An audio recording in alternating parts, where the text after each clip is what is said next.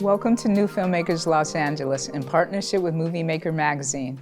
I'm Carolyn McDonald and I'm here with Dasha Levin to talk about his film Handwoven. Let's take a look at a clip.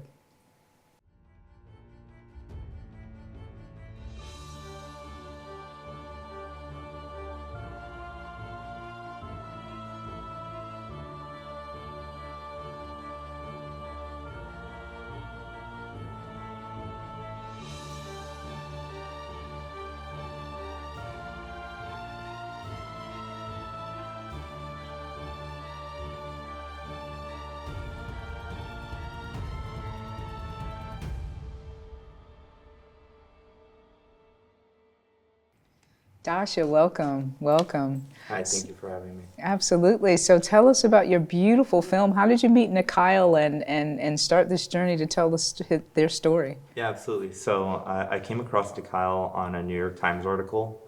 The project was inspired by Chapman University's Community Voices program, where they create documentaries that inspire social change. And then I came across Nikyle in the New York Times article, and I reached out over Instagram.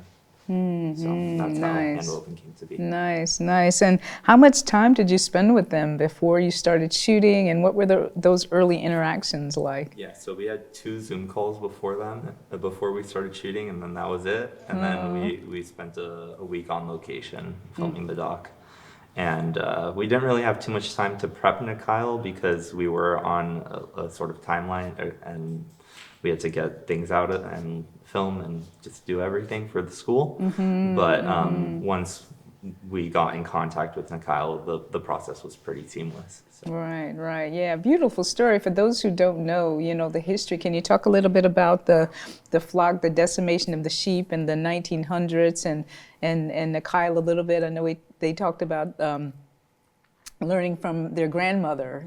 Can you tell us a little bit about that? Yeah, absolutely. So in the early 1900s, people came into all the different reservations, or like where the Native American people were living, and they decided to take out their flocks and take out all the different animals that they had in order to sort of bring everybody into like their own culture, rather than like, no, don't do your own thing. Like, we want you to adopt what we're doing.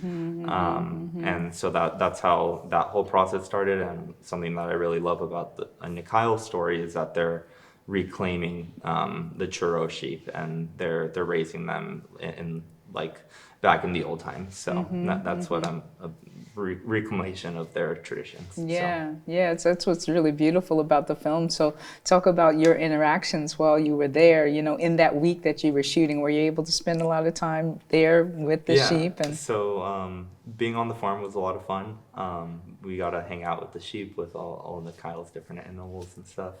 But yeah, a lot of it was showing, like, sort of proving to Kyle that like we're made out to be on a farm, because we were a bunch of students just showing up from Southern California.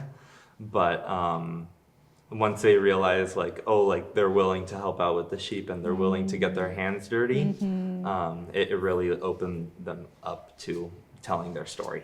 So what was that? Tell us a little bit about that interaction with the students and the sheep. And you said it's a week long. What was your crew's response? How big was your crew? So my crew was 4 people total, including myself.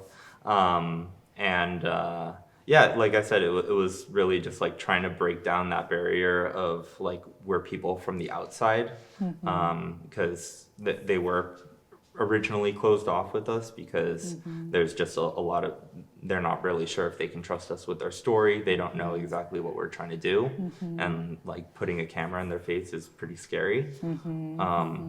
But like I said, like once we were able to show we're willing to get our hands dirty, and we're willing to do all these different cultural practices with Nikyle and participate, then they were willing to open up and tell their story to us.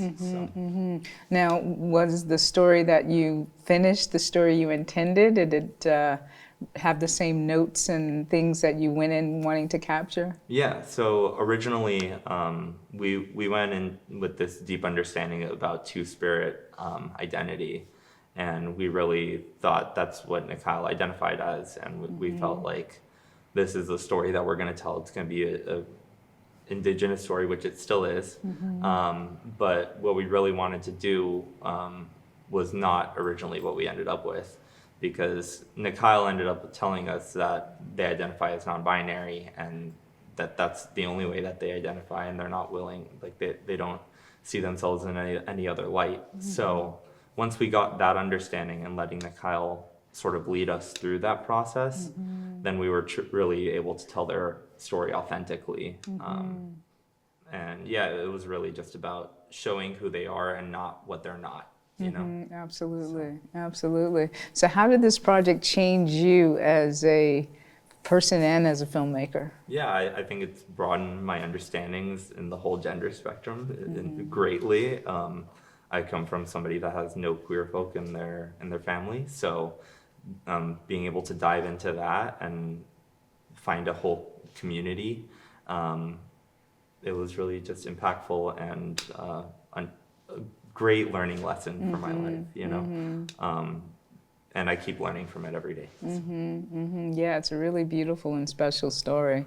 Yeah, I learned a lot from watching it as well, and was just really enriched by it as I was watching it, really culturally, and as you said, understanding, you know, the non-binary spectrum and how he embraced, or they embraced that as well. Really beautiful. And something that stuck out about Nikyle is that they identify as non-binary, because a lot of indigenous people identify as two-spirit. And so the fact that Nikyle identifies as non-binary really stood out, and to me it means that they're tapped into the greater like understanding of modern society, because they're able, like they understand that, and that's how they view themselves, as opposed to sort of sticking to what they already sort of had in their culture. Right. So being able to blend new gender identities with old traditions, and then being able to create it for yourself and what works for yourself, that's something that I found beauty in Nikyle's story. So. Me too, me too.